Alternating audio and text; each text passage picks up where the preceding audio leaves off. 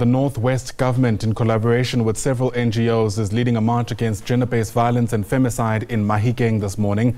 Provincial crime statistics for the fourth quarter show that the scourge, especially in student areas, is rapidly becoming commonplace. Watching developments for us is SABC News reporter Zebilon Maine, who joins us now live from Mahikeng. And Zebilon, of course, this is happening against the backdrop of the really shocking details around the killing of Orolato Mongale, which, like many other cases, has taken the country aback.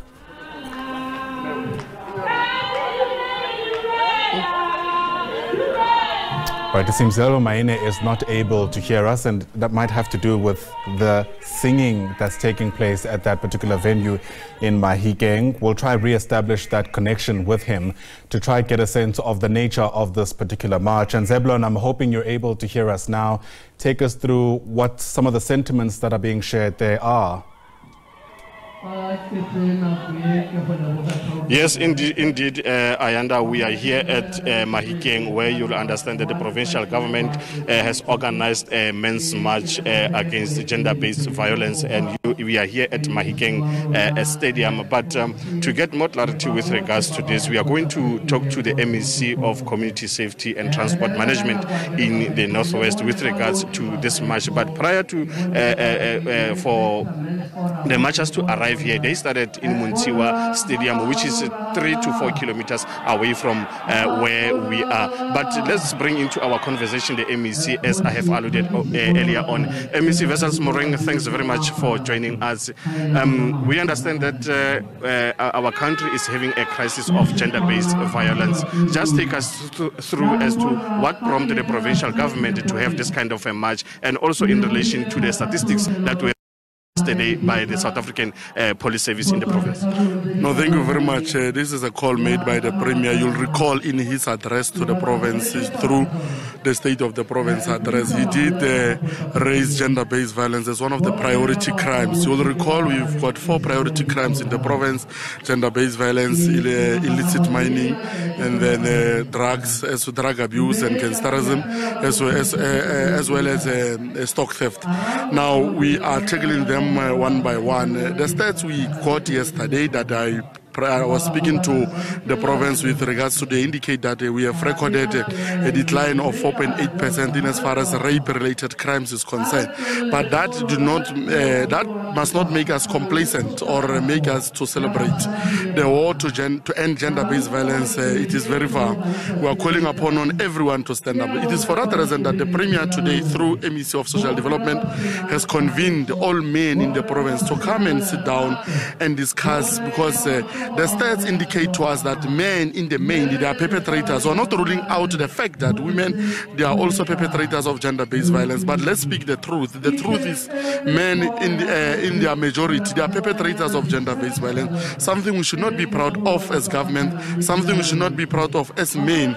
That is why we are here today, to raise an awareness to all the communities that gender-based end now. Based on the statistics that have been recorded with regards to gender-based violence, where you said you have recorded a decline. Now, do you have maybe some sort of like in fact, how are you going to deal, how are you going to make sure that you fight this issue of gender-based violence going forward, despite the statistics that you have recorded with regards to gender-based violence? Firstly, we need to applaud the President of the Republic, His Excellency Mr. Ramaphosa. The justice system, they are really coming to the party. Most of the sentencing, people that are gender-based violence perpetrators, they've been getting life sentences. That's one step in the right direction. We need to applaud the President with regards to that. Secondly, we need also to make sure that through the policing, because I'm charged with the responsibility of playing policing oversight, we speak to our police, we tighten our cases, because more often than not, our cases, we have been losing them, especially when they get to prosecution, because the prosecution will indicate to us that we don't have a watertight case that can stand prosecution. So our police, they've tightened in as far as that is concerned, so that we don't let these perpetrators off the hook.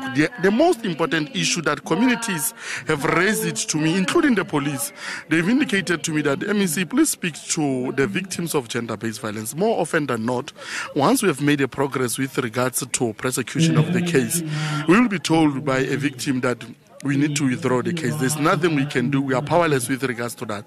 But that on its own, it is one of the contributing factors, because the same husband, the same boyfriend that you are letting scot-free as a result of you and him agreeing that you must be able to withdraw the case, will not stop. He will continue doing that up until he reaches a point where he's going to kill you. So we're calling on our communities that stand your ground, make sure that you do inform us, because gender-based violence is a very sophisticated crime. It happens in a domesticated environment where there are big halls we can't enter, we can't know unless we are called to the scene. So it happens every day, every night. Women and children are being abused. We can only react, especially as the police, when we are called or we are being made aware. It is for that reason that we have called men today, because I normally say to the police, commission of crime, it starts first in the mind. The concept is conceptualized first in the mind. So we are trying by all means necessary to prevent that, because we have called men today that those who have not done must not even think, let alone to do it. They must not even think. So we are trying by all means to tap into the psychological thinking of men, that it cannot be, because more often than not in our interaction with them, they will blame all the psychological and socio-economic problems they are going through that are making it difficult for them, that are causing them to have depression. But women, by all means necessary, they cannot be used by these men to take out their frustrations. Those are the emphasis that we are making. The MEC of Social Development is here. She will outline rather the programs that are there, so that we speak to men, we tap into their thinking, we tap into their psyche. And lastly, MEC, we know that women are not always also the victim of gender-based violence. We have men who are also experiencing the same thing and failing to go to the police station to report cases. What can you say to them? That's why this awareness, they are very important. But what I've done as the MEC responsible for community safety and transport, I've got unannounced visit to police stations. One of the problems that has been contributing to both genders, men and women, not to report their cases, is how we treat them when they get to police station. They experience what we call secondary victimization. Now, this secondary victimization happens in this way. It cannot be that when you get to police station, your case will be treated like any other case. You need to be given a necessary privacy. That's why we've got what we call victim-friendly rooms, so that we give you we take you to that room so that you can be able to sit down. We don't subject you to secondary victimization. The room should be conducive so that you can be free and talk to the police, because you will recall the crime, this type of crime also affect your psyche, affect your confidence as a person. That's why the police must give you the privacy you deserve. You can't open a case like any other normal case. Those are the contributing factors that makes men not to speak out. The behavior by the police previously, but it has stopped because we have put our foot down, wherein when you approach the police, you will be a laughing stock. The police will make a joke about you and all those things. As the MEC responsible, we have tried by all means that we put a stop to that. And we are still sending a clear message that if there is a police woman or a man, in the main it's policemen who will make you a joke once you approach the police station to say a woman has assaulted me and all those things. Then they subject you to a joke. Such must be reported, and we need to make example with those police officers, because this makes gender-based violence to perpetuate, because if you don't assist that man, he will come more angrier and he will do the very same crime and he will not be able to win against this heinous crime. Thank you very much. That is MEC for Public Safety and Transport Management in the Northwest, Wessels Moring, explaining to us that what is it that they are doing as the provincial government to fight the scourge of gender-based violence.